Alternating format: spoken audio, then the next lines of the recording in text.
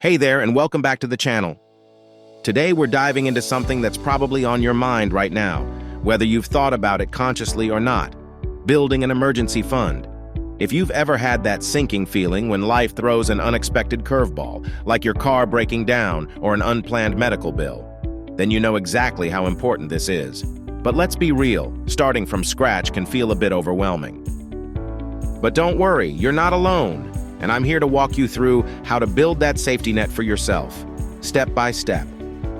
By the end of this video, you'll feel more confident, motivated, and ready to start building that emergency fund. So, let's get started. Before we get into the nuts and bolts, let's take a second to talk about why an emergency fund is crucial. The truth is, life is unpredictable. Emergencies are called emergencies for a reason. They come out of nowhere.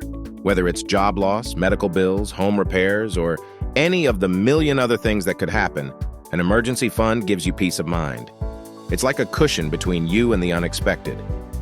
Having an emergency fund also prevents you from turning to credit cards or loans when life hits. It keeps you from racking up debt, which is something none of us want to deal with. Having that buffer is empowering. It allows you to tackle problems head-on without the stress of financial strain. 2. Set a realistic goal. So the first thing we need to do is figure out how much to save. The common recommendation is to aim for 3 to 6 months worth of expenses in your emergency fund.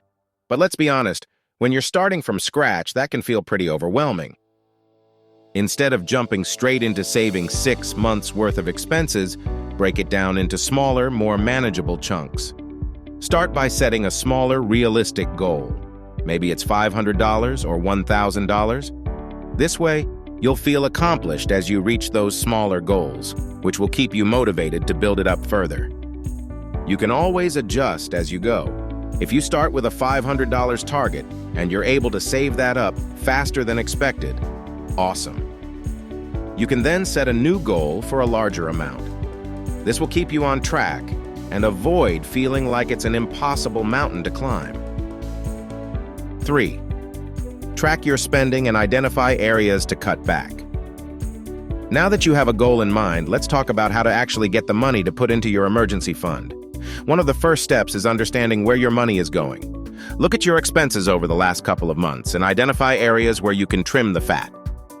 You might be surprised by how much money you're spending on things you don't really need. Do you eat out a lot?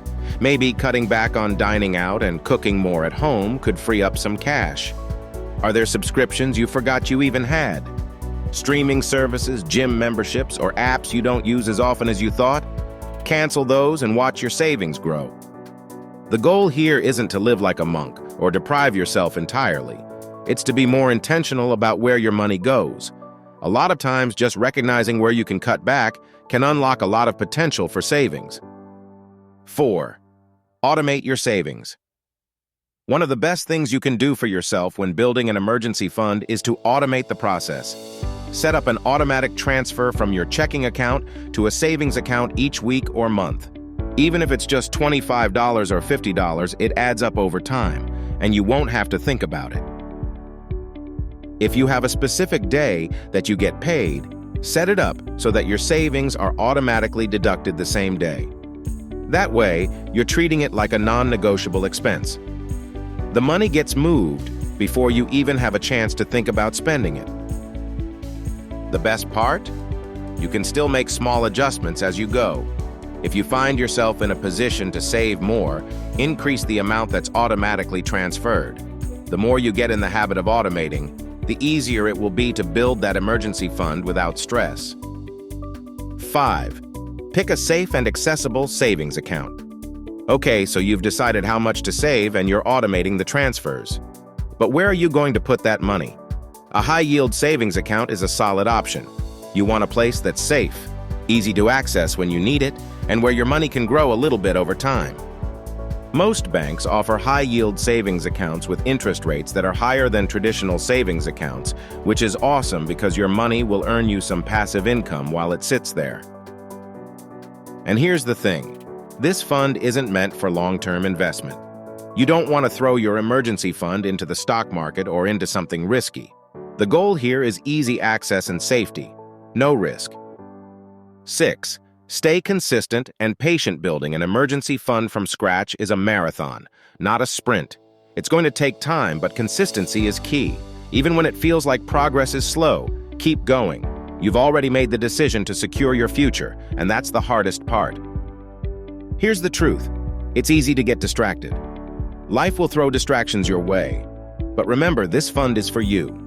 It's your cushion, your safety net. Every time you add a little bit more, you're that much closer to financial peace of mind. Keep your eyes on the prize, stay consistent, and celebrate small wins along the way. 7. Make it a priority. Your emergency fund should be a priority. Sure, there are other financial goals, but this one needs to come first. Why? Because if life does hit you with an unexpected emergency and you don't have anything set aside, you'll be forced to rely on credit cards or loans that will cost you in the long run. If you want to take your financial life seriously, the emergency fund is non-negotiable. This fund should be something you pay into before anything else. If you get a windfall, a tax return, a bonus, or a gift funnel, that extra cash straight into your emergency fund. 8. Celebrate milestones and stay motivated. Here's the best part.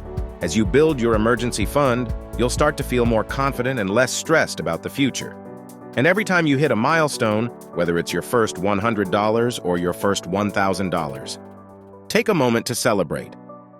The more you accomplish, the more momentum you'll build.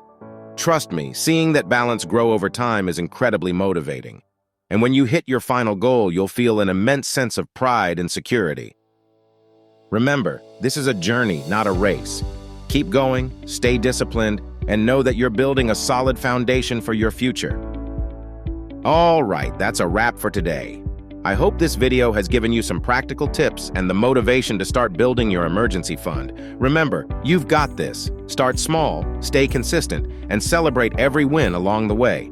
If you found this video helpful, don't forget to give it a thumbs up, share it with someone who could use the encouragement, and subscribe for more videos like this. Thanks for watching, and I'll catch you in the next one.